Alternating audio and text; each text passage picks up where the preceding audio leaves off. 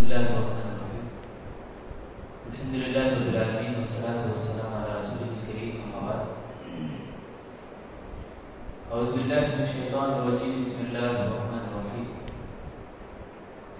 قل إن كان آباؤكم وأبناؤكم وإخوانكم وأزواجكم وعشيرتكم وأموال اقترفتموها وتجارة تخشونها إلى آخره. محترم میرے دینی بھائی، اللہ تعالیٰ کا بے انتہا فضل اور شکر ہے ہمارے اوپر کہ اس نے بھی دین اسلام جیسی عظیم دولت سے نوازا ہے، اور اللہ رب العالمین کا اس بات پر بھی فضل ہے کہ اس نے بھی دین کی باتیں سننے کے لیے وقتاً فوقتاً مسجد میں اکٹھا کرتا ہے، جمع کرتا ہے۔ اللہ تعالیٰ ہم تمام کو سننے اور سمجھنے اور عمل کرنے کی توفیق عطا فرمائے۔ آج میں آپ کے سامنے جو باتیں بیان کرنے جا رہا ہوں وہ ہے وطن سے محبت ہم کیسے کریں۔ حب الوطنی۔ سب سے پہلے میں اللہ کے نبی صلی اللہ علیہ وسلم میرے اور آپ کے لیے آئیڈیل ہر کام میں، ہر بات میں، تو اس معاملے میں بھی ہم دیکھیں کہ اللہ کے نبی صلی اللہ علیہ وسلم اپنے وطن سے کیسے محبت کرتے تھے۔ اللہ کے نبی صلی اللہ علیہ وسلم کو نبی بنائے جانے کے بعد 13 سال اللہ کے نبی نے اسلام کی خاطر مکے کے اندر محنت کی، بڑی توجہ کی، کوششیں کیے، اور پوری مکی کی اگر زندگی ٹوٹل ہم کریں تو 50 پر 3 سال اللہ کے نبی صلی اللہ علیہ وسلم نے مکے کے اندر گزارا۔ اس حیثیت سے اللہ کے نبی کو مکے سے بے حد محبت تھی۔ مکہ المکرمہ یا مدینہ منورہ، یہ دونوں سے محبت کرنا ایمانی جز ہے، ہمارا ایمانی حصہ ہے۔ سب سے پہلے ہم اس کو سمجھیں کہ ایمانی نقطۂ نظر سے اگر دیکھا جائے تو یہ مکہ اور مدینہ جس سے محبت کرنا ہر ایک مسلمان، ہر ایک مومن ضروری ہے کہ وہ مکہ اور مدینہ سے محبت کرے۔ رہی بات دوسرے علاقوں کی، مکہ مدینہ چھوڑ کر دوسرے گاؤں کی، تو ان گاؤں سے محبت کرنا یہ فطرت ہے۔ جیسے آدمی کا اپنے گلی سے محبت کرنا ہے، آدمی کا اپنے گھر سے محبت کرنا ہے، آدمی کا اپنے گاؤں سے محبت کرنا ہے۔ جب کبھی سفر پہ جاتا ہے تو سفر سے آپ واپس آتے ٹائم پر آدمی کو جلدی رہتی ہے اپنے گھر جانے کی۔ سفر جتنا جلد ختم ہو، اس کو اپنی آسانی ڈھونڈنے کو ملے، اس کو اپنی سہولت ڈھونڈنے کو ملے، یہ آدمی دیکھتا ہے۔ مطلب یہ ہے کہ اس کی فطرت ہے۔ یہ فطرت یہ بھی ہے کہ ہم کسی اچھی چیز کو دیکھتے ہیں تو فوراً ہمارا دل آ جاتا ہے، کچھ ہمارا کھانے کو من کرتا ہے تو دل آ جاتا ہے، فطرت ہے یہ۔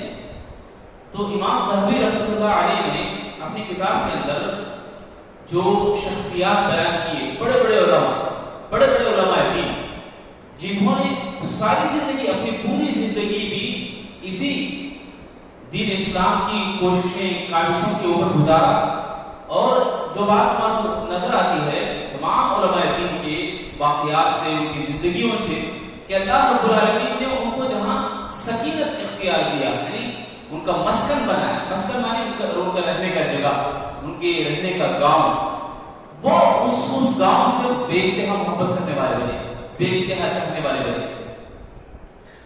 تو امام سہیلی رحمۃ اللہ علیہ نے اپنی کتاب کے اندر ایک عنوان باندھا ہے، باب بھی ایسا باندھا ہے، حب رسول اللہ صلی اللہ علیہ وسلم وطنہ، اللہ کے نبی صلی اللہ علیہ وسلم کا اپنے گاؤں سے محبت کرنا۔ سبحان اللہ۔ امام سہیلی رحمۃ اللہ علیہ اپنی کتاب کے اندر ایک باب ہی ایسا باندھا ہے کہ حب وطنہ، حب رسول اللہ صلی اللہ علیہ وسلم وطنہ۔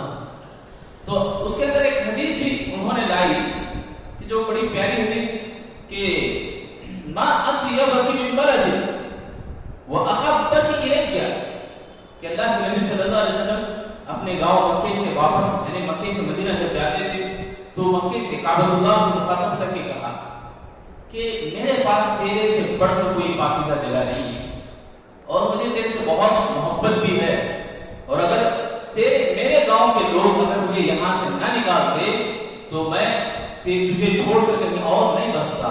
یہ اللہ کے نبی صلی اللہ علیہ وسلم کے الفاظ ہیں حدیث کے۔ امام ترمذی رحمۃ اللہ علیہ نے اس حدیث کو نقل کیا، اور امام البانی رحمۃ اللہ علیہ نے اس حدیث کو صحیح کہا۔ تو میں نے ابھی بتایا کہ ایک چیز ہوتی ہے ایمانی، ایک چیز ہوتی ہے فطری، فطرتاً آدمی کو کسی سے لگاؤ ہوتا ہے۔ رہی بات ایمانی، مکہ اور مدینہ جس سے محبت کرنا، اللہ کے نبی صلی اللہ علیہ وسلم نے کہا ہر مومن محبت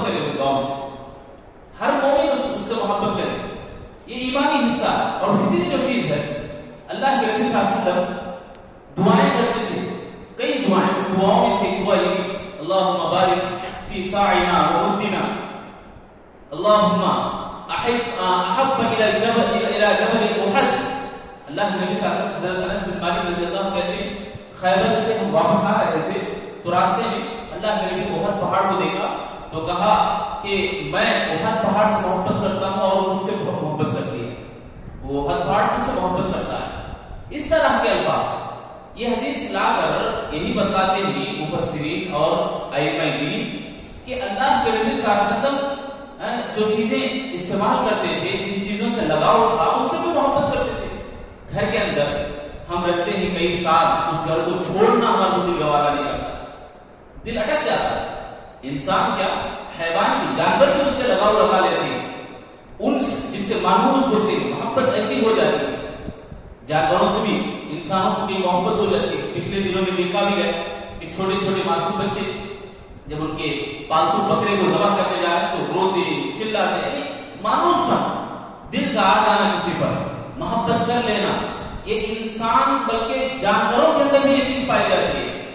کئی مہینے اگر گھر میں پلا ہے جانور اسے کہیں دور چھوڑ کے آؤ پھر وہ لوٹ کے گھر آ جائے. سبحان اللہ, یہ فطری بات ہے. فطری بات ایک شاعر نے بھی بڑے پیارے پتے کی بات بتائی. آدمی سے ملتا ہے دل مگر کم کسی سے ملتا ہے. آدمی سے ملتا ہے دل مگر کم کسی سے ملتا ہے. مطلب یہ ہے کہ فطرت کو آپ کیا کہیں گے. تو ایمانی نقطۂ نظر سے یہ بات ہم کہہ سکتے ہیں کہ اللہ کے نبی صلی اللہ علیہ وسلم نے محبت کی مکہ المکرمہ سے, ایمان ہے. مدینہ منورہ سے اللہ کے نبی نے محبت کی اور دعائیں بھی کی. اور اللہ کے نبی صلی اللہ علیہ وسلم کی دعا یہ بھی ہے ایمانی نقطۂ نظر سے مکے کے سلسلے میں, اللہم حبب الینا المکہ الینا المدینہ کما حببت الینا المکہ او اشد. اس کا معنی یہ ہے کہ اے اللہ ہمیں محبت کرنے کی توفیق دے مدینے سے, ایسے ہی محبت ہم جیسے محبت کرتے تھے مکہ سے بلکہ اور اس سے زیادہ. مکے میں اللہ کے نبی 13 سال رہے تو گھوٹ کر محنت کی وطن کے لیے, گاؤں کے لوگوں کے لیے. جب مدینہ واپس اللہ کے نبی صلی اللہ علیہ وسلم مدینے کو ہجرت کرے اللہ تعالیٰ کے حکم سے, اللہ کی اجازت سے, تو مدینے سے بھی دل لگا کر محنت کرے اور مدینے والوں سے اتنی محبت, اور گاؤں مدینہ سے بھی اللہ کے نبی کی محبت. تو جب کبھی بھی اللہ کے نبی سفر پر نکلتے مدینہ آتے وقت تیز رفتار پہ آتے اپنے گاؤں کو واپس آنے کے. انس رضی اللہ عنہ کہتے ہیں کہ جب اللہ کے نبی صلی اللہ علیہ وسلم مدینے کے قریب ہوتے تو اپنے ایڑیوں سے دباتے اونٹ کو تاکہ وہ جلد چلے, تیزی سے اپنے گھر کی طرف واپس چلے. تو یہ جو چیزیں ہیں میرے اور آپ کے سلسلے میں ایک ایمانی نقطۂ نظر سے ہے کہ محبت اپنے وطن سے, اپنے گاؤں سے, وہ مکہ مدینہ خاص ہے. اور اپنے گاؤں سے, اپنے علاقوں سے, جیسے میں اور آپ یہاں بستے ہیں ہندوستان میں, اپنا وطن یہ بھارت ہے جس میں ہم فطری محبت ہے. اس کی دلیل نہیں ملتی. اس کی دلیل اگر آپ پوچھیں تو کئی شعراء نے اپنے اشعار میں ڈھالا ہے اپنی محبت کو, فطری محبت کو. ان میں سے کئی اشعار یہ ہے, ہاں جہاں پر فطری محبت ہے, اپنا جہاں حق بنتا ہے, جیسا کہ اللہ کے نبی صلی اللہ علیہ وسلم کی حدیث ہے کہ جو آدمی من قتل دون مالہ فہو شہید.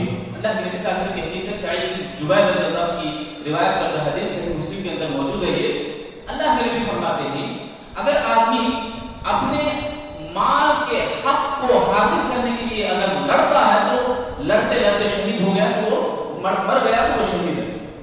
اور آدمی اپنی بیوی کے معاملے میں لڑتا ہے, مر گیا تو وہ بھی شہید ہے. اپنے خون کے معاملے میں اگر لڑتا ہے, شہید مر گیا تو وہ بھی شہید. اللہ کے نبی صلی اللہ علیہ وسلم کی حدیث ہے یہ. تو جہاں میرا اور آپ کا حق ہے وطن سے محبت کرنا, مکہ مدینہ کو چھوڑ کر, یہ فطری محبت ہے.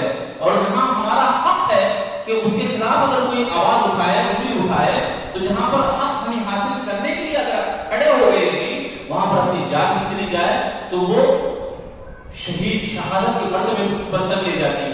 اب ہم یہاں پر اگر دیکھیں 1947 سے لے کر کئی مسلمان, بلکہ 1947 سے اسی سال نہیں بلکہ اس سے پہلے 250 سال میں 1850 پر 7 سال سے لے کر 30ویں یا شاہ ولی اللہ محدث دہلوی جب پیدا ہوئے, ان کی پیدائش کے بعد ان کو جب شعور آیا تو پورا ملک انگریزوں کی حکومت میں تھا، اور سب سے پہلے شاہ ولی اللہ محدث دہلوی اور ان کے خانوادے سے نکلنے والے شاہ اسماعیل رحمۃ اللہ علیہ، ان کی کتاب تقویۃ الایمان ہے.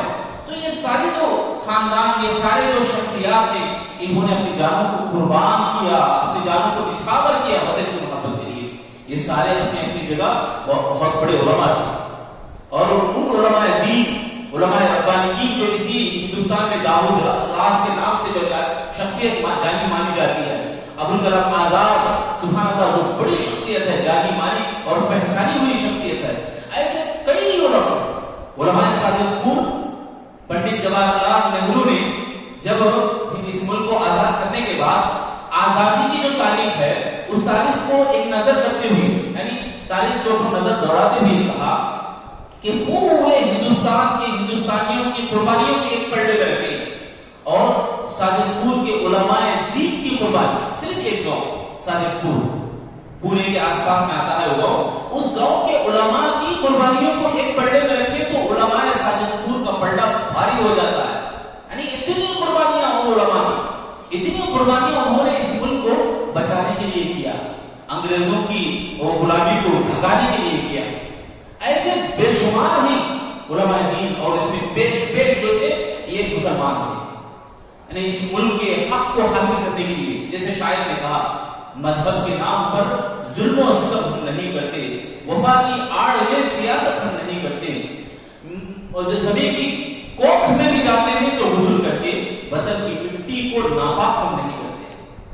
دیکھو یہ جو میرا اور آپ کا جو معاملہ ہے، وطن ہندوستان میں ہم رہتے ہیں، یہاں پر ہمارا حق ہے، ہمارے جائیداد ہیں، ہمارے پراپرٹیز ہیں، ہم یہاں رہنا ہمارا بائی چوائس نہیں بلکہ بائی چانس نہیں بلکہ بائی چوائس ہے. یعنی میرا اور آپ کا حق ہے یہاں پر، ہم ہو سکے تو اپنے جائیداد کو بیچ کر بھی دوسری جگہ رہ سکتے تھے، مگر یہاں پر ہمارا رہنا حق ہے ہمارا.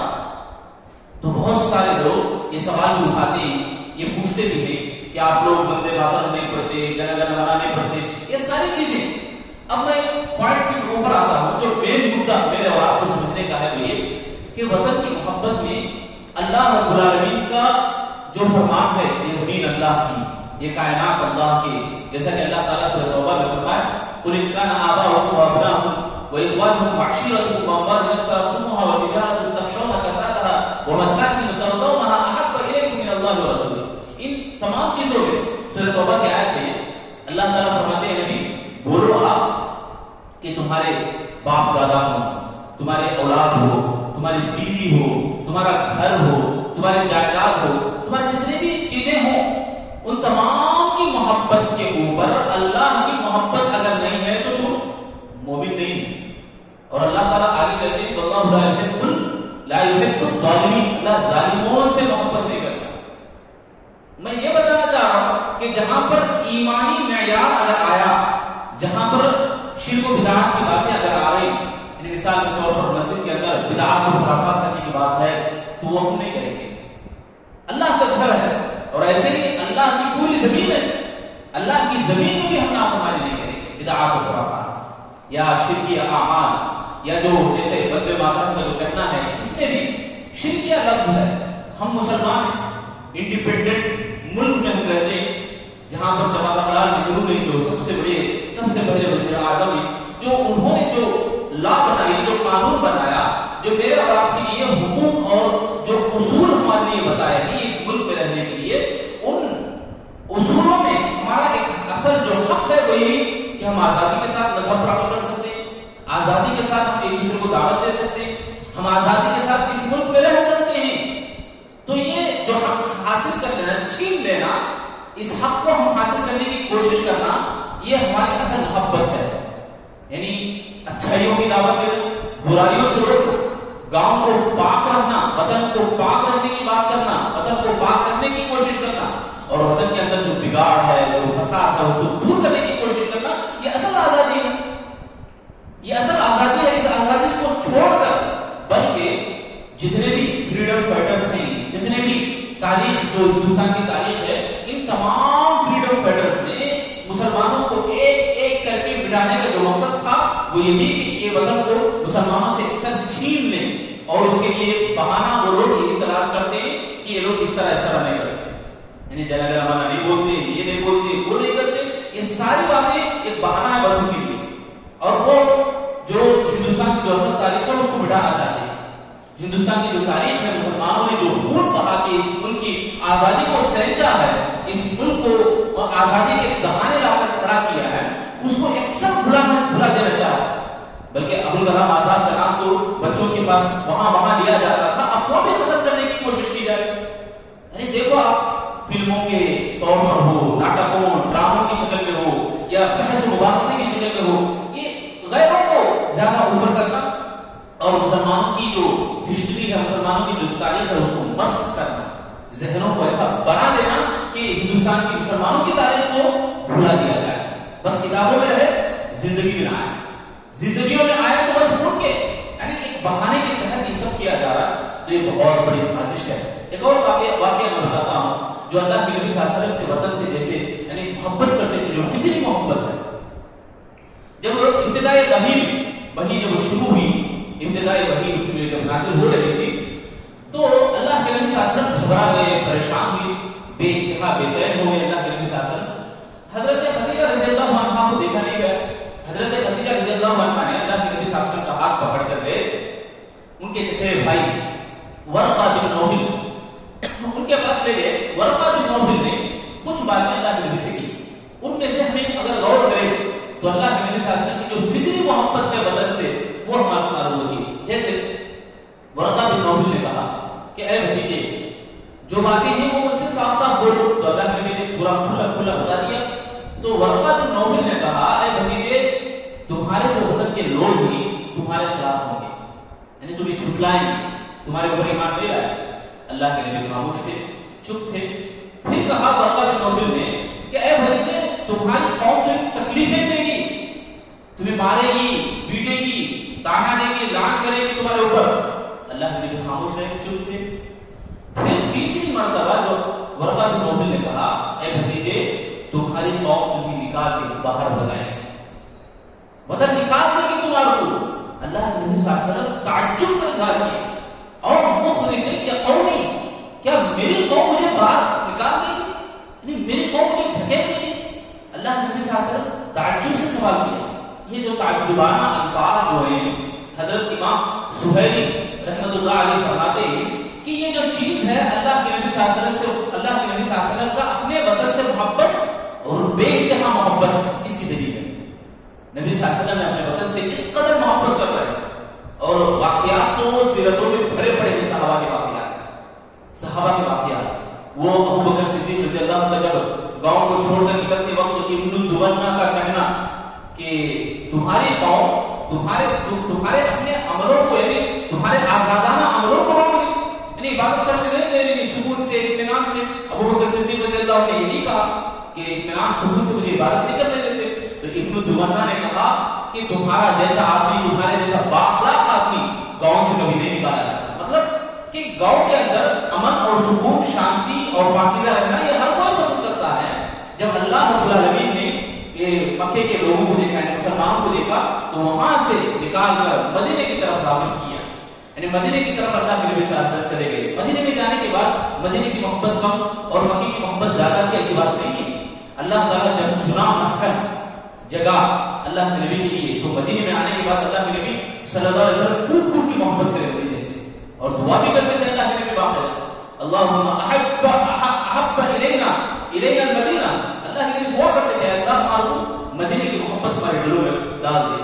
اور بدرجہ اولا اللہ تعالیٰ مکے سے زیادہ مدینے میں امن اور سکون رکھا ہے نبی صلی اللہ علیہ وسلم کی دعاؤں کی بدولت سے۔ مدینے کا علاقہ بالکل سکونی اور ماحول ٹھنڈا ایک رہتا ہے مکے کے مقابلے میں۔ بہرحال یہ جو باتیں ہیں، اس سے ہمیں اندازہ ہوتا ہے کہ ایک ایمانی محبت ہے جس میں اللہ کے نبی صلی اللہ علیہ وسلم نے فرمایا کہ مکے سے محبت کرنا ہر مومن کا فرض ہے، ہر مومن اس طرح کرنا چاہیے، مدینے سے بھی محبت کرے۔ باقی جو بھی علاقے ہیں وہ فطری محبت ہے، فطرتاً میں اور آپ محبت کریں۔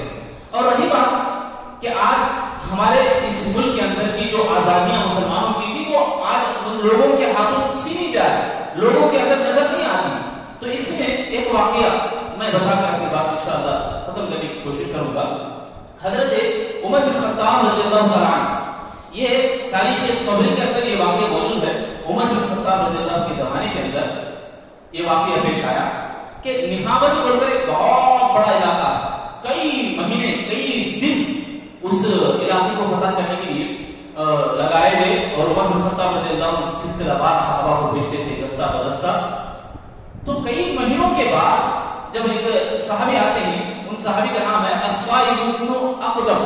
یہ صحابی اللہ حضرت عمر بن خطاب رضی اللہ عنہ کے پاس آتے ہیں اور کہتے ہیں کہ اے امیر المومنین، کئی صحابہ جن کے نام پتہ نہیں، جن کی قربانیاں بس ہیں، ان کا خون بہا، یہ زمین گواہ ہے، وہاں کی زمین گواہی دیتی ہے. اس طرح اس گاؤں کے جہاں جہاں فتح ہوئی ہے، ان تمام علاقوں کو فتح کرنے کے بعد یہ صاحب آ کر کہتے ہیں الصائب کہ امیر المومنین رضی اللہ عنہ سے، عمر بن خطاب رضی اللہ عنہ سے. تو عمر رضی اللہ عنہ ان کے نام پوچھتے ہیں. نام کسی کا معلوم ہے تو نسب کسی کا معلوم نہیں، نسب کسی کا معلوم ہے تو نام کسی کا معلوم نہیں. اللہ اکبر. یہ سارے جو نام حضرت امیر عمر بن خطاب رضی اللہ عنہ کے پاس جب لائے جاتے ہیں تو عمر بن خطاب رضی اللہ عنہ رو دیتے ہیں، زار قطار ہوتے ہیں، کہتے ہیں کہ اے اللہ، یہ جو نام ہیں، ان کی جو نسب، ان کا جو خاندان ہے، ان کی جو اجر و ثواب ہے، ان کی نیکیاں، اللہ تجھے بہتر علم ہے اس کے بارے میں. اجر اور ثواب کے حساب سے اللہ کے پاس ہی ملنے والا ہے. یہ عمر بن خطاب رضی اللہ عنہ کا کہنا ہے کہ ان کی جو قربانیاں تھیں، ان کا مکمل ثواب تو اللہ ہی دینے والا ہے. لوگوں کے بیچ میں ہونا ضروری نہیں، لوگوں کے بیچ میں یہ نام روشن ہونا، اس نام کو بینر بنا کر ہنگامہ کرنا، بلکہ ایشو کرنے کی کوئی ضرورت نہیں. اللہ کے پاس اس کا اجر و ثواب ملنے والا ہے. یعنی تمام مسلمانوں کی قربانیاں ضرورت ہے. میں اور ہم مسلمان جہاں رہتے ہیں اس وطن ہندوستان کے اندر، جو جو قربانیاں دی ہیں، کئی قربانیاں، سبحان اللہ، کہ جو ہندوستان اور پاکستان جب الگ نہیں ہوا تو داؤد غزنوی ایک بہت بڑے بادشاہ، جب ان کا انتقال ہو گیا تو ان کی بیوی بیوہ بن گئی تھی. ان کے شوہر انتقال ہو گئے، بادشاہ تھے. ہندوستان اور پاکستان جب مل کے تھا تو ان کی بیوی ان کے انتقال کے بعد کام کرنے والیوں کی کیوں میں کھڑی رہتی ہے. کام کرنے والی جو خواتین رہتی ہیں ان کی لائن میں بادشاہ کی بیوی. اندازہ لگاؤ کیا انہوں نے قربانی دی. آج کئی عمرا، کئی حکومت کے ذہن رکھنے والے لوگ اپنے بینک بیلنس بنا کے رکھتے ہیں. یہاں دیکھو سبحان اللہ، داؤد غزنوی رحمت اللہ علیہ کی ان کی اپنی بیوی، کوئی گھر کے اندر خزانہ نہیں ہے، کام کرنے کے لیے باہر ڈھونڈ رہے، کام کے لیے، پیسوں کے لیے. اور ایسے کئی نہیں علماء، کئی مسلمانوں نے کی قربانیاں کہ ایک ہی بادشاہ کے سامنے ان کے اپنے چار بیٹوں کو ذبح کیا گیا، ان کو بیڑیوں میں ڈال کر ان کو گھسیٹا گیا، ان کے باپ کے آنکھوں کے سامنے یہ سب مناظر پیش کیے گئے. ایسی قربانیاں بے شمار ہیں، اور ان کی تمام قربانیوں کو میں اور آپ یاد کرنا اور یاد رکھنا اس لیے فرض ہے کہ یہ ہمارا حق ہے، یہاں ہمارا رہنا. بلکہ سب سے زیادہ مسلمان ہونے کے ناطے اللہ کی زمین ہے یہ، تو اللہ رب العالمین کی زمین کے اوپر ہمارا رہنا بالکل حق بنتا ہے. تو یہ جو چیزیں ہم بارہا سال اس لیے دہرائیں کہ تاکہ تاریخ ہمارے دلوں میں محفوظ رہے. یہ کتابوں کے، یہ اوراق کے، یہ لوگوں کے ذہن میں رہے یا نہ رہے، ہمارے مسلمانوں کے لیے، بلکہ اس وطن کے لوگوں کو آگاہ کرنے کے لیے، لوگوں کے دلوں میں ہوش لانے کے لیے، اور تاریخ ہندوستان کو بارہا ہم یاد کریں، یاد رکھیں. اور ساتھ میں جو یہاں کی زمین، یہاں کے آسمان، جنہوں نے جب پہلے بھی ان کو دیکھا تھا، جیسے شاعر نے اس طرح بھی کہا، باطل سے دبنے والے اے آسمان نہیں ہم 100 بار کر چکا ہے وہ امتحان ہمارا. اسی طرح توحید کی امانت سینوں میں ہے ہمارے، آسان نہیں مٹانا نام و نشان ہمارا. وہ کالا پانی کو یاد کریں تو کتنا دل دہل جاتا ہے. کالے پانی کی سزا کو دیکھ کر کئی غیر حکمران، غیر بادشاہوں نے گھٹنے ٹیک دیے اور لیٹر لکھ دیا انگریزوں کو، ہم آپ کے سپورٹر ہیں، آپ کا ساتھ دیں گے، ہم کسی بھی ناطے آپ کے خیر خواہ ہی رہیں گے، ہم ہندوستان کے لیے کچھ بھی ہے اس کے بگاڑ کو مسد بھی کر لیں گے. ایسے خطوط بھی گئے، کئی خطوط، مگر مسلمانوں نے کبھی گھٹنا نہیں ٹیکا. جو اسلام کی توحید، اسلام کی بول بالا ان کے دلوں میں بس گیا، ایمانی چاشنی ان کے دلوں میں بس گئی، تو ان کو گرانا، ان کو گھٹنے ٹکانا یہ مجبور، یعنی ان کے بس کی بات نہ رہی. تقویت الایمان جو کتاب ہے شاہ اسماعیل رحمۃ اللہ علیہ کی، اس کتاب سے انگریز ڈرتے تھے کیونکہ اس کے اندر توحید بھرا ہے، شرک کو نیست و نابود کرنے والی باتیں ہیں. شرک جو کمزوری ہے लोगों के अंदर कमजोरी पैदा करता है। तौहीद ये ताकत है, ईमान एक ताकत है। तो ये ताकत सारी दुनिया की ताकतों को गिरा सकती है। ये जो ताकत है तौहीद की और ईमान की ताकत। बहरहाल बताने की बात यही है कि हिंदुस्तान की जो तारीख हमें बारहा दोहराने की जरूरत है। मुसलमानों की तारीख को बच्चों को इन हीरोज के बारे में बताने की जरूरत है, जो असल हीरो थे हिंदुस्तान को आजाद करने के लिए। तो ये कुछ बातें थी, कुछ बातों के ऊपर मैं अपनी बात को खत्म करते हुए अल्लाह से मैं दुआ करूंगा अल्लाह ताला तमाम लोगों को अल्लाह ताला से सच्ची मोहब्बत करने की तौफीक अता फरमाए। अल्लाह ताला हम तमाम लोगों को ईमान के ऊपर जुड़े रहने की तौफीक अता फरमाए। अल्लाह ताला की जो कुरान और हदीस की बातें सुनते हैं अच्छी तरह समझने और अमल करने की तौफीक दे। मरते दलते की ईमान की साबित करने की सबको नसीब फरमाए। हमारी तमाम परेशानियों को अल्लाह दूर फरमाए।